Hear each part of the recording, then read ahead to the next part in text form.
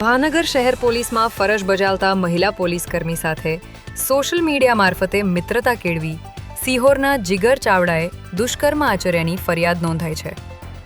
બંને 1 વર્ષથી સંપર્કમાં હતા અને આરોપીએ વિશ્વાસ કેળવી ગુનો આચર્યો હોવાનું સામે આવ્યું છે. ગંગાજરિયા પોલીસ સ્ટેશનમાં કેસ નોંધાતા પોલીસે ગણતરીના કલાકોમાં આરોપીની ધરપકડ કરી છે. આરોપીને કોર્ટમાં રજૂ કરી રિમાન્ડ મેળવવાની કાર્યવાહી હાથ ધરાઈ છે અને મામલે વધુ તપાસ ચાલુ છે.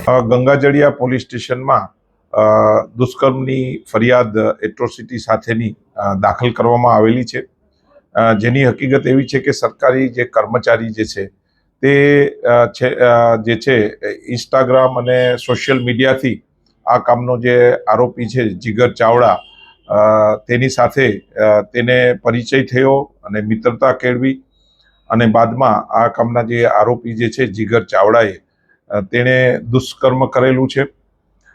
તેની ફરિયાદ ગંગાજળિયા પોલીસ સ્ટેશનમાં દાખલ કરવામાં આવેલી છે, જેની તપાસ અમે ચલાવી રહ્યા છીએ અને આ કામના જે આરોપી જે છે તેને અટક કરી લીધેલા છે અને નામદાર કોર્ટમાં રજૂ કરી તેના રિમાન્ડની માંગણી કરવામાં આવનાર છે.